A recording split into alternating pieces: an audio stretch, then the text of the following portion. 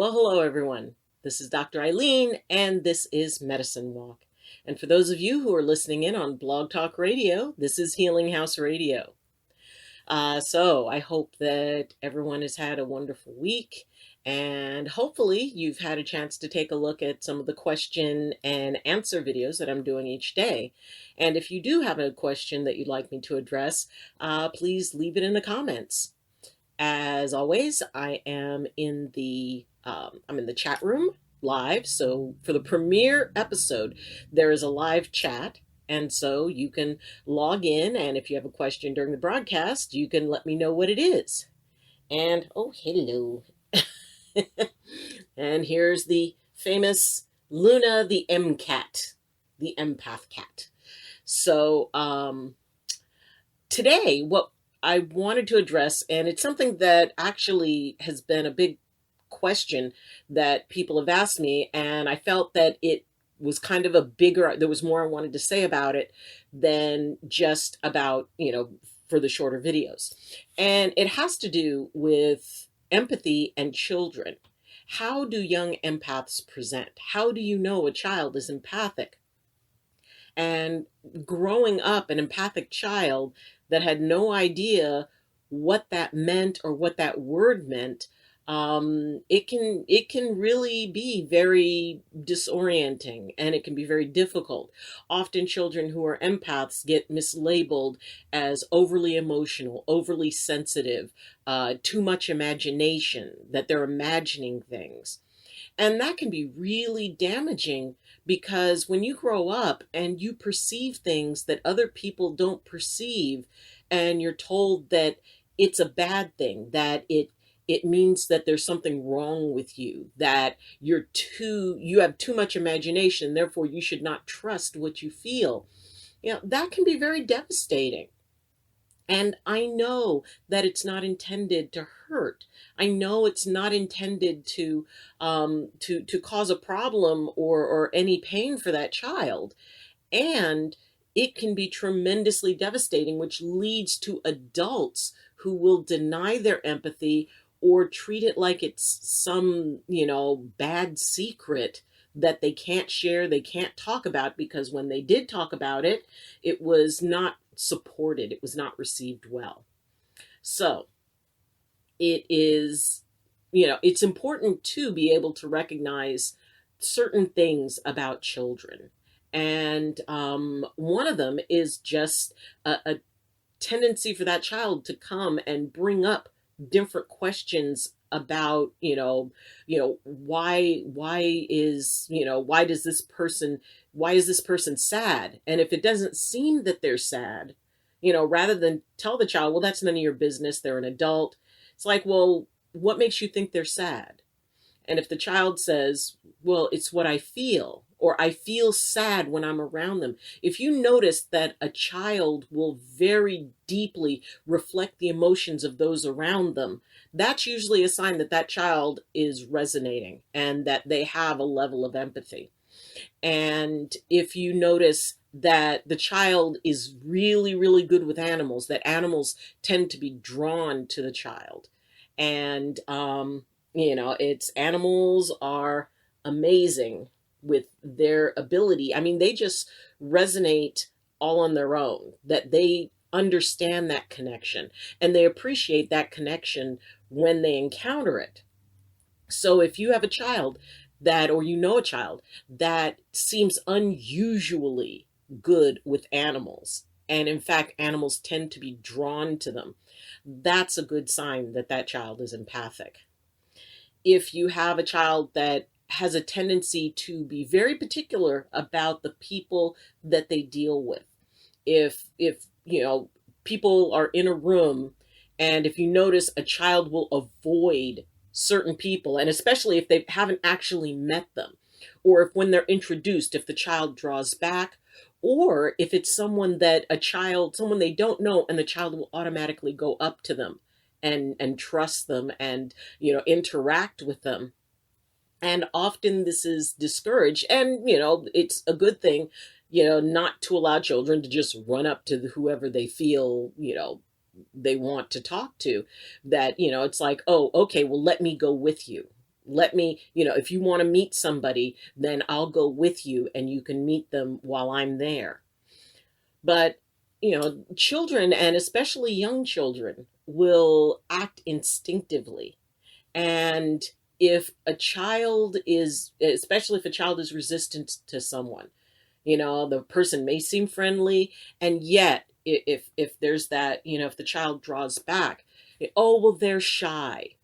And if you refer to the child, it's sort of like the parent wants to explain away the behavior, because in a way it makes them feel embarrassed or uncomfortable that the child is reacting this way. It's like, oh, well, they're just shy. Go up, hug that person, talk to that person, say hello. And if there's something about that person that that child is withdrawing from, that is a very strong sign that that child is empathic, because they're picking up on something that other people are not picking up on. And it is really a good thing to support that child. Not, I don't believe that any child should be made to go up and express, especially physical,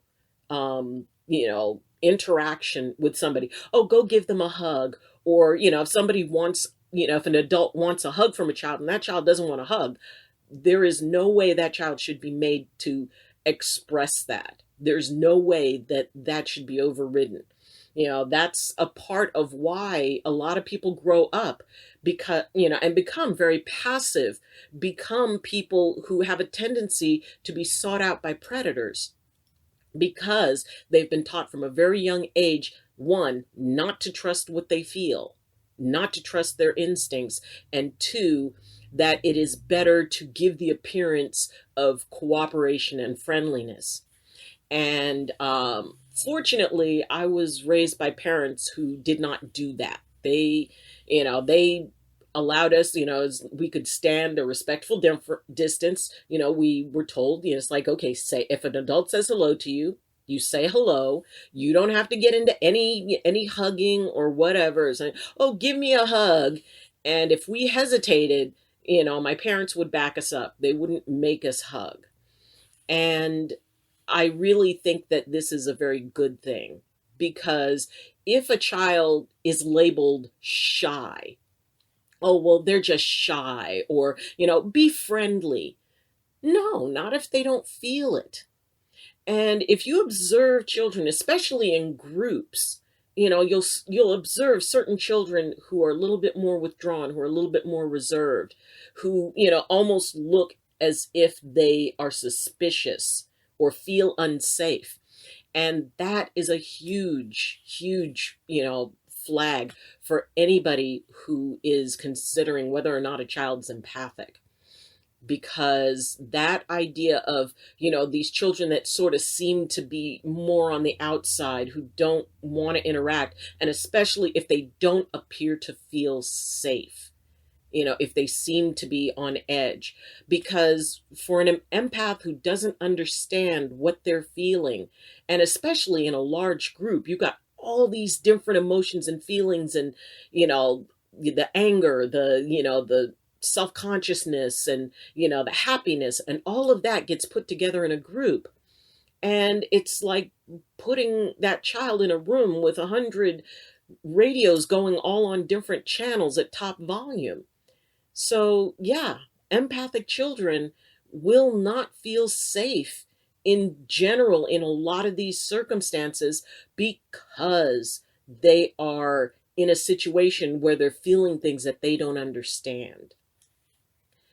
And support of empathic children, the same as support of children who are psychic, or who have precognition, or who have clairaudience or clairvoyance, any child who holds these special gifts, it's important to be able to let them know first there's nothing wrong with them, that they are just perfect the way they are, that they just have an ability. And the way I often, because I have dealt with empathic children and help them kind of understand what it is that they feel, because, and then sometimes does that make me weird?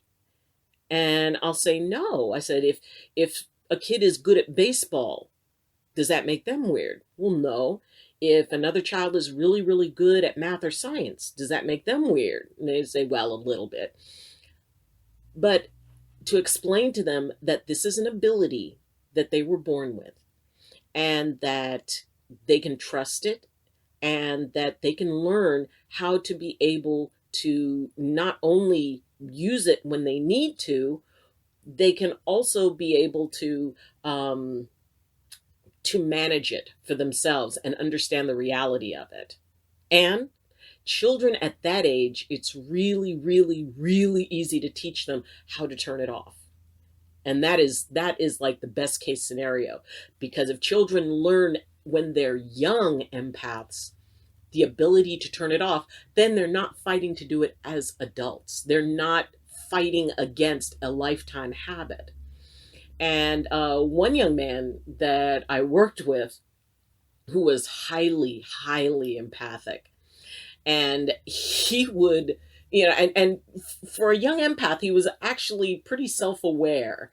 So when we would talk about it, he would talk very matter of factly, and including being in school, and he realized he could transmit, and he would play cards with his friends, and he would win. And I'd say, really? And he said, yeah, because they would play bad cards. And I could tell by the look on his face, it's like, you're pushing them to play bad cards. And so I told him that that was not fair. And he said, why? And I said, well, he said, I'm just using an ability I have. They're using the abilities they have. And so, I mean, it was hard to argue with him on that. But I also talked to him about having the responsibility of it, that just because you can doesn't mean you should. And if the situation were reversed, how would he feel about that? So, I find young empaths fascinating, because they can gain a perspective on it. Once they understand that that's what they're doing and that's what they're feeling, these children just light up. And not only can they work with their empathy and are able to talk about it, and in talking to their parents, okay, you've got a young empath here. So these are the types of conversations. First off, boundaries are very important to teach to young empaths, both for them to establish their own boundaries and for them to respect the boundaries of others, to be able to encourage them to, be able to feel. Oh, okay, whatever. All right. No, I can't. So, yes, boundaries. So the idea that you can